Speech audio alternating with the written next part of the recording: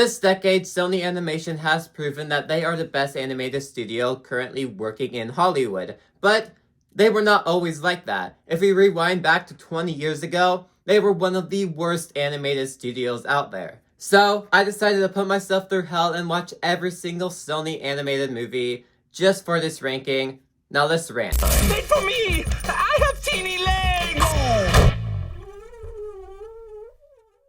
Do you have that movie that as a kid you watched all the time and could not get your hands off of it, and it was just a movie that you had to watch over and over again, but when you watch it now, it's not good, and you're asking, why did I watch that as a kid? Well, that's exactly what Open Season 2 is for me. I didn't remember much about this movie, although I watched it as much as I did. The only thing that I truly remembered is that water park scene at the end, but the rest of the movie, I didn't remember. I just knew I watched it a lot. And since after watching the first film, that one did surprise me a bit, I was a little open to watching the second film. And it's complete trash. The animation looks like it was made on $1. I think this was a straight-to-DVD sequel. Makes sense because it very much looks like that and very much feels like that. The story is trash, the entire movie is unfunny, and almost entirely unwatchable. There's a moment in this movie where I wasn't even halfway through the film yet, and I had to pause and take an hour-and-a-half break just so I could refresh my mind from how bad this was. I just needed to take a breather and relax a bit before continuing on. Now I can say the first 10 minutes started off pretty solid for me not to fully hate on this, but after those first 10 minutes, it's a complete train wreck and easily the worst Sony Animation movie. Which is weird to say, because all these next 10 movies are essentially tied with each other. Thank goodness I found you! You always be my BFF. Open Season 3. If you gave me the choice on which film I would rather rewatch, Open Season 2 or Open Season 3, I would have no idea what to pick because they are both equally as bad. But I feel like the circus elements in the third movie just made for a minor bit more enjoyment than the second film had to offer. So, if I was given the option to rewatch either film, I would rather pick this third one, although it would just be as bad as the second film was. Execution, delivery, voice acting, animation, it's all just as bad as the second film. Now, I haven't talked about the first film yet, so my thoughts on that is a fun, enjoyable film. So, I was hoping we'd get that in these other installments, but no, it's not. They completely drained absolutely everything from the original film, and I can't believe of how much of a drop in quality it was from the first film to the rest of the franchise. 2 and 3 are complete trash. This film and the second one is almost completely unwatchable. Well, same thing for most Sony Animation movies that are almost unwatchable, but these ones are the most unwatchable out of all of them. I can't believe that this is this bad. Elliot and Boog and Mr. Weenie, the bestest friends you've ever seen. Open Season. Scared Silly. Out of all 4 Open Season movies, only one's good and the other 3 are some of the worst Sony animated movies out there. That's crazy of how much of a drop that was. I know I kind of talked about that when talking about the third film, but it's just true, and this movie even proved that even more. Now, I can say there's a Halloween aspect in here which could work. But, of course, the movie failed at execution and completely botched the idea. Me saying that this movie is just as bad as Open Season 2 and 3, but it's better than Open Season 2 and 3, just shows how bad 2 and 3 are. The writers for this movie decided that the main characters need to be the most annoying characters in this entire franchise. Even the main character, who I didn't find that annoying in the first film, they somehow made him extremely annoying. From the dog to the deer to the bear, they all are the most annoying characters ever. Now, I can give credit where credit is due. This feels like more of a sequel to the first Open Season than the second film did. There's a few story elements in here and a few character arcs that I feel like work better as a sequel to the first Open Season than the actual Open Season sequel felt like. Why does this thing exist? Why does this whole franchise exist? Money? Well, I'm pretty sure by the fourth film, judging from how bad quality 2 and 3 were, this thing wasn't making any money. Why exist? To try to rip off Toy Story? Probably. That's what they were trying to do with this franchise in the first place. I don't know what they were doing. They just ended up making some of the worst movies in this entire studio, and that is saying a lot. Discover the meaning of teamwork. We have each other's back, no matter what. Surfs Up 2, WavaMania. Talk about a movie that absolutely loses everything it had from the original film. This time, the first movie was about surfing. This time, we pull in wrestlers. John Cena's in this movie, and it's very much that they are a wrestling team. A wrestling team that still surfs, but is very much still feels like a wrestling commercial. The first film feels like it never existed in the first place because this movie tries as hard as it can to completely ignore that first film, so it can mainly focus on the wrestlers. Going into this movie, if you're expecting a Surf's Up sequel with the same type of story the first one had, that is not in here. It's basically wrestlers surfing as penguins. That's what this entire movie is, and that's what it sells it on. A huge commercial for wrestlers. Don't you do it. It's already been in there once. It's just really meh. A lot of people say that this is the worst Sony Animation movie, and for me, the fact that it's not in that place just shows how much I hated all these other movies, but also at the same time, like Open Season 2, I have a bit of nostalgia for this one, and this one I actually remember more of the movie than Open Season 2, so it helps it bump up more for that nostalgia factor. But this is still not a good movie. Awful story, followed by awful characters. Why are these characters so annoying? I don't know. And why do these animated movies find the need that they need to force a romance story in the movie? There's a forced romance between the princess and the meh emoji. There's no need for that to be in here. Why do animated movies feel the need to force a romance in there? Because the romance very much feels forced. It does not feel natural. It just randomly they fall in love with each other. Why? I don't know, because they had to. It was part of the plot. I don't know. Some of the writing decisions in here is just baffling on how they thought that was going to be a smart idea. Where in the world did they think that was going to be a creative idea? I don't know. The entire movie just becomes unbearable, very cringy, and unwatchable. Sony really wanted to be what Pixar was, because they were making movies with like Open Season that felt very much like Toy Story, making stuff like Emoji Movie, which still feels like they're trying to copy Pixar by making a non-animate object become a living object, but they massively failed at not being Pixar, giving us a terrible movie. But it is definitely a lot more watchable than all the other movies I mentioned so far, showing just how much I hate all those other ones, even though the Emoji Movie is just as bad.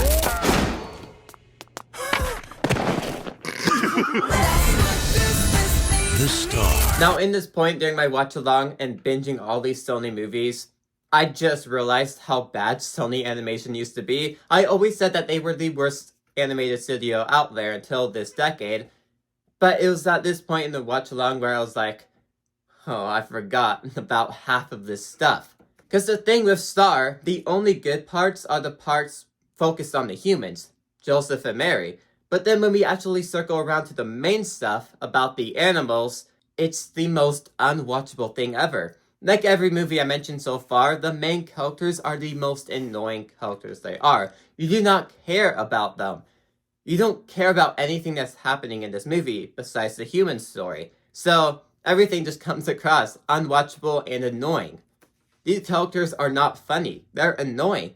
And the entire movie just becomes very boring just because we're in the perspective of the animals and we don't care about these characters. You never fleshed them out enough to make us care about them. It's essentially you take the story of the Bible, but then try to squeeze in this generic story with these animals and try to mash the two together, and they just don't really mix well together. Because one is the stuff you want to see, about 15% of the film, and then the rest of it is just animal storyline that you could care less about.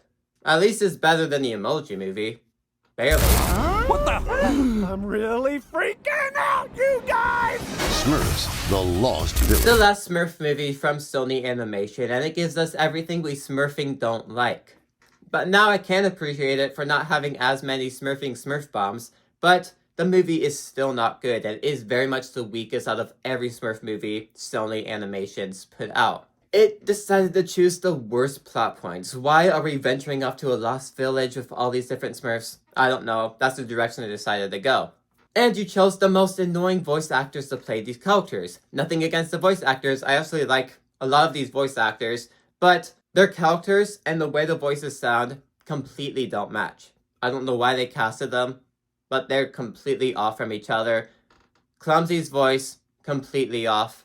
If anyone, Smurfette sounds the most accurate, and even then, is not perfect. And like I mentioned before, they picked the most overused storyline. I don't know why they decided to do that. This movie was made in 2019. By that point, find something new. But yet again, we get the most overused storyline there is. Making another Smurfing movie was a huge mistake. Good thing it was the last. Piece of cake. Cloudy with a Chance of Meatballs 2. Now, I have only seen this movie twice, which compared to the first film, I have huge nostalgia for. So that just shows I definitely did not like this film as much as I did for the first one. And rewatching it after all these years later, not remembering anything about this movie, I can 100% see why I did not watch this one as much as I did for the first one. Because that first Cloudy with a Chance of Meatballs did not need a sequel. I don't know why they made one. It's not like the first movie made that much money. I think Sony was just trying to become Pixar, so they're trying to milk money out of every IP they had, which was a huge problem Sony had back then. Good thing they changed it. The film's not great. Now, the concept of going back to the island and seeing these food alive could have worked, but since the sequel just feels extremely forced, the villain sucks. The first 20 minutes of the movie, I question, what are we doing? This feels nothing like a Cloudy and a Chance of Meatballs movie. Just the direction the plot goes even. The first film is about food raining from the sky. The second film is about talking food. Now, there are some similarities there, but it doesn't make any sense. And Flynn's friend group in here, if you go watch the first movie, they weren't really friends. It feels like the movie just forces friendship there so you can actually have the plot of the second film of the villain manipulating the main character. Because the first movie, the cop wasn't really friends with Flynn. All these different characters weren't really friends with Flynn. And this movie, all of a sudden, it plays off, oh, they've been friends all along. That is not true. Just overall, it felt like a straight-to-DVD sequel that had no heart the original film had.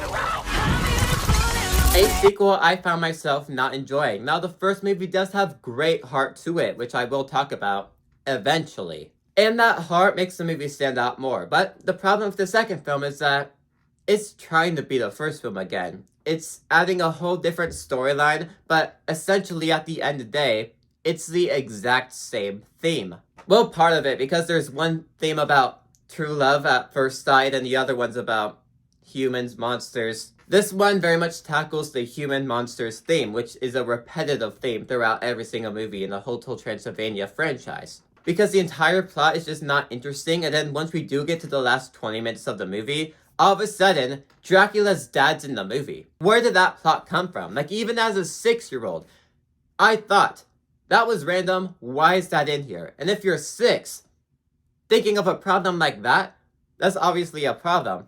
The swap of plot near the end feels so sudden and different. The entire movie is setting up this kid needing to have fangs. And then all of a sudden, Dracula's dad's in the movie. It felt random to me. And this time the humor is 10 times worse than the first movie. This time, every character is extremely stupid, so many more fart jokes. It's not funny. It's too silly, too messy, and too dumb. Me.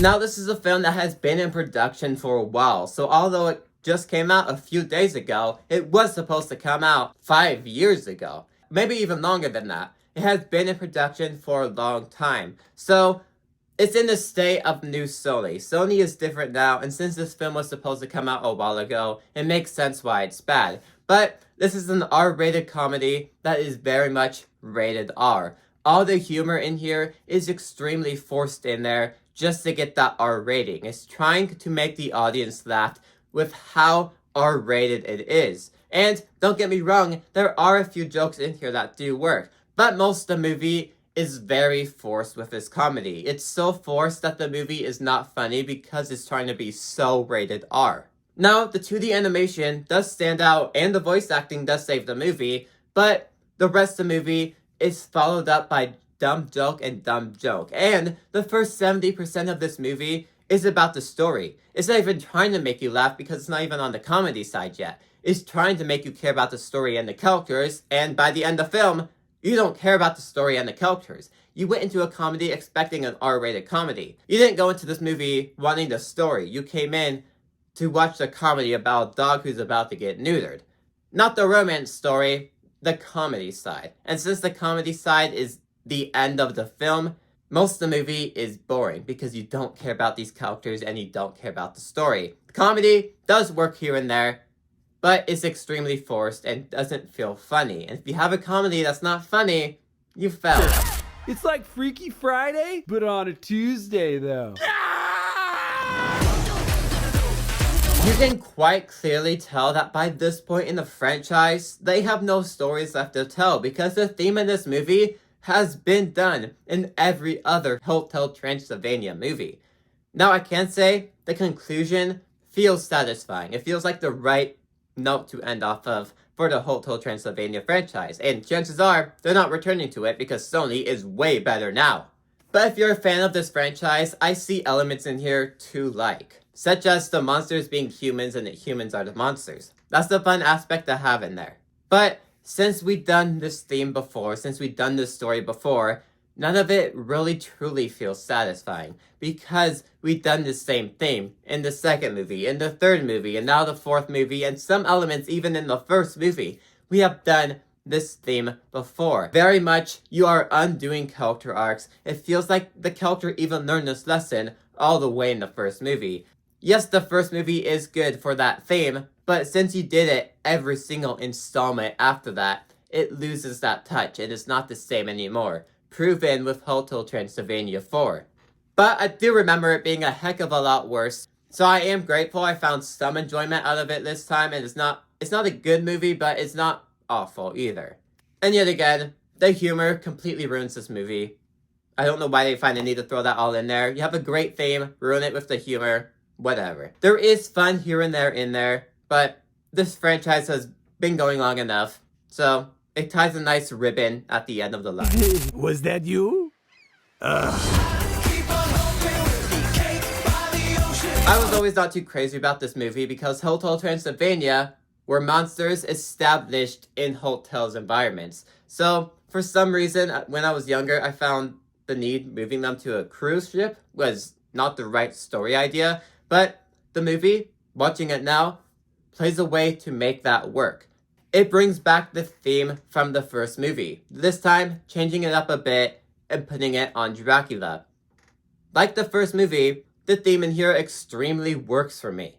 But it's thanks to the dumb humor, the childish humor, the stupid fart jokes every 2 seconds, that this movie is extremely dumbed down. It has a great theme. If you were Pixar, you would have established more of that theme, and it would have heavy emotional weight throughout the entire film. But since you're dumbing down the movie significantly, all that impact from the theme is not really there. The moments with the theme are some of the best parts of the movie, but since you find the need to dumb down every single thing in here, none of that matters. In the final battle, that's just dumb altogether. So like I mentioned, great theme, but you completely dumbed down the movie. What's the point anymore? Well, that's disappointing. Now, I haven't seen the first film in so long that I cannot compare the second film to the first film. Also, on a side note, I find it weird that Sony Animation produced the second film, but they have no rights whatsoever for the first film. So when I was watching all these Sony movies, I just had to skip the first film because it wasn't made from Sony. Only the second one was made from Sony. Same thing with Peter Rabbit once we get there. Only the first film, not the second film. Now, you have seen this movie before. Even without seeing it before, the story has been done before. You know how it's going to go down. Sure, not every joke lands, but there are still a ton of enjoyable moments in here. And they also threw in a heartfelt story that worked by the end. Although it is a different direction to go with an Angry Birds sequel, by the end, it worked. But almost like every single Sony movie on here, the movie is brought down to its dumb humor. Which is frustrating because I liked most of this movie, I liked the heartfeltness of it all, but you have a stupid kid joke throughout the entire movie. There's a potty humor joke in here, which I do think is hilarious. But other jokes don't work because they are targeting such a young audience. Story elements work overall, but since the movie is so dumbed down, you mess up the entire thing. Disappointing, but yet again, I haven't seen the first film in a long time. Right in the Smurf berries. The Smurfs. A lot of smurfing bad reviews for this. While I do agree with some smurfing points, it's essentially on the same smurfing level as the first smurfing movie. But this time it has a lot more smurfing heart to it, and that's thanks to the smurfing Smurfette storyline in here.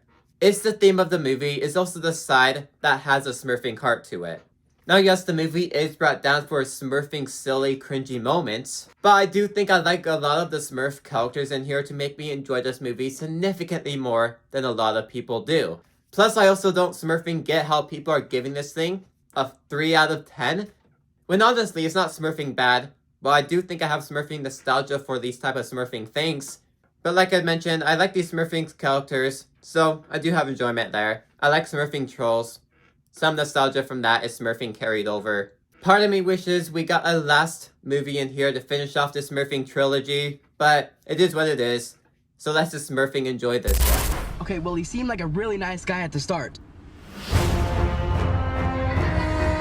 Now it's nowhere near the level of the first film, but it's not as bad as I remember it being. Yes, it's annoying that the entire movie is teasing Jack Black to appear just for him to show up for a minute. He leaves instantly once the movie's over. It's disappointing that the entire movie built that up. And the entire movie is nothing but a huge step down from the original film. And when comparing it to the first film, it gets everything wrong. But this movie does a great job at putting you in that Halloween mood. Just because it takes place on Halloween, there's nothing better to watch if I wanted to get in the Halloween mood than Goosebumps 2, because it feels so much like a Halloween movie. And though the cast of characters aren't from the first film, they still have their own styles to them that make them stand out. Although the first cast of characters are significantly better, these ones still do work. And I appreciate the different direction this film took. It did not feel like a copy and paste of the original film. I can appreciate it for that, and it still works overall.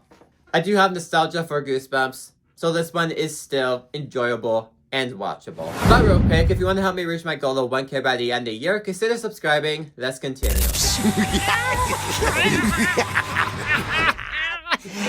Yeah, but you're milking it. Don't milk it. The Smurfs. It has been a long smurfing time since I've seen this smurfing movie, but I finally rewatched it after all these smurfing years, and my thoughts on it are essentially my thoughts on the smurfing sequel. Because I see a lot of smurfing negativity go towards this smurfing movie, when in reality, it's not smurfing bad. Yet again, like I mentioned, I have some smurfing nostalgia for movies like this, thanks to smurfing trolls. But for the most part, I enjoyed my smurfing time with this film. Yes, it's not great, like the smurfing sequel, it still has a lot of smurfing dumb jokes. Yes, it can be smurfingly, outrageously smurfing stupid sometimes, but yet again, it's still enjoyable, it's still watchable. But yet again, I think I have some smurfing nostalgia for Smurfs, so it works more for me than it does for most people. This is only the beginning. This movie is the definition of stupid fun. Because yes, this movie is extremely over the top. The plot is essentially about a rabbit trying to kill a guy. And since the movie is humor-filled, of course the movie is over top, because you're not going to have a serious movie like that about a rabbit killing a man. Thanks to the acting and just the way the story plays out, this film serves as dumb fun. It's not meant to be taken seriously. You're not going into this movie expecting the next big Oscar winner. You just go into it expecting a plot about a rabbit fighting a man, serving as dumb fun, and that's exactly what this movie is. It's dumb fun, so you can enjoy it for that. And like I mentioned before, the second movie's not on here for distributing stuff rights, I don't know. Put it simple, this movie is just a silly time and dumb fun. Hi. Hotel Transylvania. This is a tricky film because, on one hand, I love the theme tackled in this movie. It's so heartfelt, it feels like a Pixar movie, and it's such a mature theme to be telling. And the movie can still be significantly funny. There's a Twilight joke at the end of this movie I found hilarious. But Like every single Hotel Transylvania movie on this list, and even some other movies, it's all dumbed down because of the stupid humor it has. It has such a mature theme, great characters, but then you dumb it down with the humor. Now, like I said, there's some good jokes in here, but those are the jokes aimed for me, not kids. You have stupid fart jokes in here, and just kid jokes overall. Really bumping down the tone of this movie. But it's not as dumb as the later installments in the franchise, and that theme is still significantly stronger than half the films in this franchise. There's still a lot in here that's still enjoyable and watchable, and really strong. That was spectacular! Surf's Up. Get up! Yes, this is a story we've seen before, a rookie underdog story. There are thousands of movies that have done that story. But what makes this movie stand out amongst all those other movies is that the style it decided to tell it. A documentary interview style where this perspective is just the camera the whole time. Plus it's about surfing penguins, who wouldn't want to see that? Although this movie wasn't 100% there for me, there is a lot of unique stuff in here that I do like. We've seen the story before, but it's an underdog story. Who doesn't like an underdog story? There's a lot of great moments in this movie that work. There's a lot of strong moments that stand out. And although the underdog story is not always right for me, this one did work by the end of it. It's just a classic rookie underdog story about surfing penguins.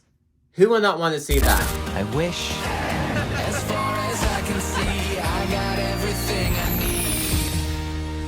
need. Now, a lot of people can say that this film heavily feels like a ripoff to Aladdin because it is a ripoff to Aladdin. But it's a ripoff to Aladdin that feels like it was set in modern day. It's a ripoff of Aladdin that you can say is Aladdin but with a twist, and it takes place in modern day instead. Because a lot of these plot points are still like Aladdin. A poor boy wants to get with a rich girl, a romance story. That's Aladdin. But this movie does have some aspects in it that makes it stand out from Aladdin. Like I said, it takes place in modern day, so that works even more. A different kind of spin on the Aladdin story. And another spin I have in here is that the dragon himself has an arc. He goes through a story about the meaning of life. He used to be selfish, and he goes through a story in here. That is different compared to what the genie had. It makes this movie stand out more from Aladdin, and it's the main part of the film that extremely did work for me. All these different aspects make it not fully 100% feel like a ripoff to Aladdin, just because it's different in a few couple of ways. And even if it was a 100% ripoff of Aladdin, I'm fine with that because I like that Aladdin storyline. There is still a lot in here to offer that is very different from Aladdin to make the film worth watching in the first place. Hey Earl, ain't that your truck? That's a bummer. Open season. Now, the film that truly started off Sony Animation, and besides the fact that this is essentially Toy Story but with animals, it's a fun time. From the moment the movie starts, you get the vibe that this movie is going for, and if you don't like the start, you're not going to like the rest of the movie. But if you do like the start or turn off your mind, you are willing to have a fun time with this movie. Like I said, it feels like Toy Story. Sony has been consistently trying to rip off Pixar for the 20 years before this decade, so it makes sense why it does feel like Toy Story. This film does set up a lot of things that I liked. The dynamic between the two characters is fun. It's no Woody and Buzz, but it's just a fun dynamic that matches the rest of the movie. The final battle is fun because it's just silly to watch. Sure, the story is predictable, but it's a fun time. Who wouldn't want to see that? And that's all you really want when watching a movie, especially a movie like this. Mamma mia. Now this is one I grew up on and have a lot of nostalgia for, and still holds up. You take the original wild, funny concept about food just raining from the sky and turn that into a movie. And that concept of food raining from the sky, it sounds dumb, but that's exactly what the movie is. And the movie knows that and plays into it. It makes fun of itself, it's all over the place, and it's fun. Exactly how a movie like this should be. The movie knows its story and just completely plays into it, never takes itself too seriously, and just gives us a fun time about a story where food rains from the sky. And works in the end. And like I said, I have nostalgia for it. It works 10 times better for me than it might for most people. Great comedic timing, great payoff for arcs, and a fun time. That love, Gabriela, that love lives forever in your heart. Now, throughout this entire ranking, I have consistently talked about how much Sony has been trying to be like Pixar until Into the Spider-Verse completely changed them. But Vivo is definitely a newer version. It came out like 3 years ago, so it's newer Sony, and just proves Sony is a better studio now. Because this film feels like a Pixar movie, but done by Sony, but in the correct way. The emotional payoff in the first 20 minutes of the film and the last 20 minutes of the film are the true central piece of this movie. It feels like a Pixar movie because of that emotional depth. And although Sony has been extremely struggling with that throughout half their film's catalog, they finally nailed it with Vivo. And half of that is because Sony actually knew how to make a movie after Into the Spider-Verse. Lin-Manuel Miranda wrote the songs in here and plays the main character, and because of that, this movie very much feels like Hamilton, because not only the songs feel like that, but the voice actor is Hamilton himself. So the entire movie just feels like Hamilton by the end, but I'm completely fine with that because I love Lin-Manuel Miranda's music. Songs are great, but that emotional depth is the main heart of the movie. And I was completely surprised with the emotional value that this movie was able to deliver by the end. And don't even get me started on the animation style. At first glance, it may seem like Pixar, but there's a lot of different scenes in this movie that quickly changes animation style to match the vibe of the movie. And that's what Sony's been doing great at this decade, is the animation style matches the movie every single time. Basically just proving my point of Sony Animation has become a significantly better studio now. The Pirates, Band of Misfits. Another movie where I had no idea what to expect and still came out loving what they did with it. I love the stop motion style. That's also what I love about movies such as Wallace and Gromit, is that stop motion style. And the story is so creative and so simple all at the same time. We take a story about a pirate. Who doesn't love a good pirate movie? But all this pirate wants is to be Pirate of the Year. Something simple like that is all it takes to spark a great original story. And because of that one idea, it then trickles down a story about pirates with scientists. That all worked in the end. A movie with just a simple story like that can become a great movie because it's so simple in the first place. And one key thing about a movie like this is that you have to feel the pirates' dynamic with each other. They have to feel like a family. And this movie exactly delivered on it. Every single member felt like they had meaning. It felt like they all cared about each other and you couldn't just throw one off the ship and forget about them entirely. Every single character had meaning to them, making them feel like a family with this group of pirates. And surprisingly, the Queen as a villain extremely worked for me. She was introduced at the beginning of the movie and I was like, really? This is the direction you're going? I was surprised by the end. This movie seems random, it seems all over the place, but by the end, it extremely worked. Come on, scaredy cat. Now, I don't know if it's the fact that I have nostalgia for this movie or for the books, but I love this. Rewatching it all these years later, it still holds up. Now, when you have a movie starring Jack Black as the main lead, it's not meant to be taken seriously. This is not meant to be a horror movie, it's not meant to be scary whatsoever. It's just meant to be an adaptation of the Goosebumps books. And even then, it didn't feel like the show. It still felt like its own thing. It found a way to tell all these different stories from R.L. Stine all into this one movie, and it completely worked for me. The main characters are extremely funny. Jack Black, whoever plays Champ, they're all funny.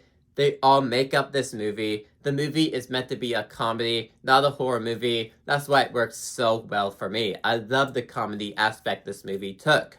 I also love Jack Black as R.L. Stine. That is by far one of my favorite performances from him, is R.L. Stine. Sure, some moments you have to turn off your mind and just enjoy what's happening.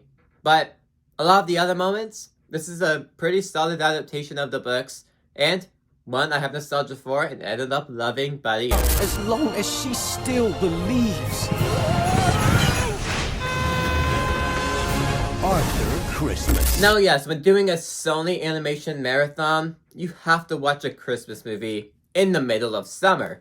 But it's not the first time that's happened to me before. I did Illumination. So this is a film I've never seen before. People talk about it all the time, have nostalgia for it, but I have never seen. I did not know what to expect, and after finishing it, this thing blew my mind. I was expecting a nice, safe Christmas movie because this was made from old Sony, not new Sony. But what I got instead? A Christmas movie that I now have to watch every single year. This is one of my top 10 favorite Christmas movies now. Sure, it's nothing mind-blowing, but it's a movie that for sure has that Christmas spirit, and that's the main thing holding it together, is that Christmas spirit. Now, although it is August, that Christmas feel is special. It's what a Christmas movie is, and is one of the reasons why I need to rewatch this thing every single year, because it feels like a Christmas movie. Unlike Die Hard, this is actually a Christmas movie. It has that Christmas movie feel. It has that Christmas movie spirit. A Christmas movie is a Christmas movie thanks to everything this movie does, making it one of my new favorite Christmas movies that I have to watch every single year. It has the extremely heartfelt theme of what Santa would go through. Every kid matters. You can't exclude one kid.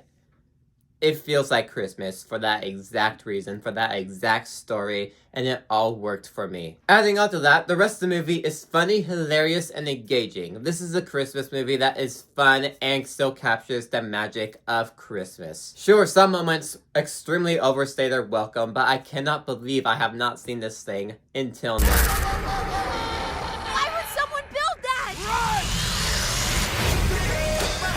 Now, I always found the idea of this movie creative, because you take the idea of the world is ending, robots are invading the planet, it's the end of the world, but then you have the idea of a family who's just like any other family, save the day. That to me is so creative, because this movie tackles a theme that is relatable to everybody.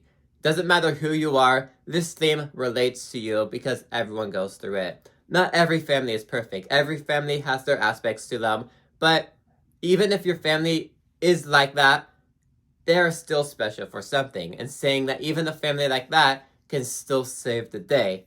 It's a theme that works for everyone. And the animation style, because it's newer Sony, matches the tone of the movie. Every little thing they play off of, the YouTube memes, or just the robots taking over the planet, the animation is able to match the vibe of the movie. And this movie is absolutely hilarious. Although I have seen this movie over 10 times, not every joke is still as funny as they were the first time watching it, but the first time watching this movie, it is a hilarious film. Sony Animation is a way better studio. I'm going to be saying that for these next movies on this list. Mitchell's vs. Machines is everything it needed to be. So creative, and I just love the idea. And then I looked at my uncle and... Let me guess. He died? Now I know what you're thinking. What? Across the Spider-Verse at 3rd place? You're crazy. That means 2nd or 1st place would be K-pop Demon Hunter. That's crazy. Well, I got a pretty good explanation for that. But first, the animation is gorgeous. You could take any frame of this movie, even just a black frame, and still display it, and it looks like a work of art. The animation took a lot of effort. They improved on the first film. And deservingly so, because not only does the animation look beautiful, it changes every single universe that they are in for a more director art style, and it looks beautiful every single universe you are in. It's different every single universe you are in. It's so creative, and it makes it look more like a piece of art. And this movie still brings everything great from Into the Spider-Verse, but in this sequel, Miles is still a great Spider-Man going through all the classic Spider-Man problems, but this time, it's the whole multiverse against him. And it completely works. For this movie being almost 2.5 hours, it completely flies by. Even though the first half is complete setup, it still completely flies by. And one thing's for certain, Beyond the Spider-Verse is going to be absolutely insane. Once that movie comes out, the hype has been waiting for a long time. That movie is going to be insane. But this movie can't be any higher on this list for me because it's not the full story. is only reviewing the first half of the story. Because we don't know how it's ending, we don't know how everything's resolving, I'm left on a huge cliffhanger, which I'm excited for the next half of it, but since we don't know where it's ending, and the other two movies up higher actually have an ending, this one has to be in third place. Although I love it, it does everything great, and I can't wait for Beyond, the ending's not yet wrapped up, so I can't place it any higher. But Beyond is going to be insane in 2027.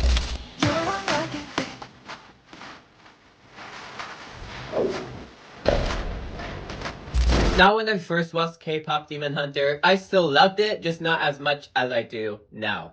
It's thanks to social media of K-Pop Demon Hunters being everywhere online.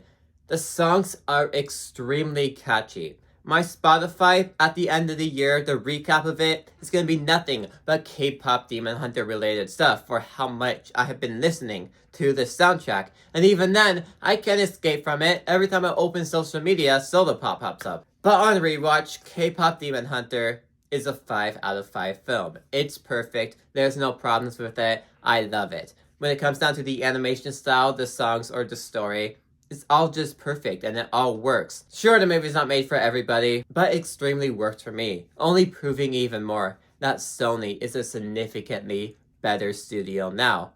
People say original films don't do well anymore. Well, this was proven wrong. K-Pop Demon Hunter, thanks to all the trend and stuff, it did extremely well. My only problem with this movie is that it didn't release in theaters, and even then, a sing-along version is coming to theaters next weekend and it already sold out. Proving even more that this movie should have been in theaters in the first place because it would have made a buttload of money. Sony is doing nothing but making great movies right now. GOAT next year is probably going to be as good as this.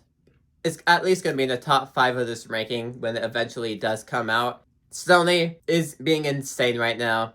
They have improved so much, and I completely love that. They are the king of animation right now. Pixar needs to step up their game. I hope they're back. Disney needs to step up their game. DreamWorks has great projects here and there, but then they make Gabby's Dollhouse. Probably not the best thing to be releasing right now. And a Cocomelon's movie eventually in 2027. But Sony has proven they are the best right now. GOAT, Beyond the Spider-Verse, I absolutely cannot wait for. Dad, I love you. That's a copy. It's weird you have a studio like Sony Animation that, before, they were one of the worst animated studios out there. But all of a sudden, they did not only release the best Spider-Man movie, they did not only release the best Sony Animation movie, but they arguably have released one of the greatest comic book movies of all time. It's thanks to this movie that Sony is actually releasing good movies now and are one of the best animated studios. It's all because Into the Spider-Verse. Other studios are trying to copy what Into the Spider-Verse did when it comes to just the animation style or trying to recreate it. Into the Spider-Verse was so special for so many reasons and has made such a huge impact. The animation feels like a comic book, and that's why it stands out so much. It matches the style of the movie, which is why Sony movies now, the animation matches the style of the movie. That's what makes this animation style stand out now. It's changed from that classic Pixar look. Now it's the Into the Spider-Verse look. The animation is now matching the style of the movie and just going along with the movie. Only improving on the animation even more. You can do so many different things with it. You don't have to stay to just one true style. And the entire movie just feels like a comic book. It's your classic Spider-Man origin story, but if the multiverse was involved. Now, what makes this movie one of the greatest comic book movies of all time? Everything. The animation, the story, the characters, etc. It's not just another Spider-Man origin story that we have seen before. It's a Spider-Man story where the stakes are a lot higher, where the emotional stuff is a lot higher. You kill Spider-Man off in the first 20 minutes of the movie. This movie just defines who Spider-Man is as a character, but this time with Miles Morales. This is not only the greatest Spider-Man movie, not only the best Sony movie, but one of the greatest comic book movies of all time. This is perfect. If you watched this far in the video, I just want to thank you for watching my extremely long video. This is by far the longest video I have ever made on my channel. So if you did watch the entire thing through, I want to thank you for that. But anyways, if you like this video, maybe these ones on the side ones to you too. Like, subscribe, see you guys next time. Goodbye.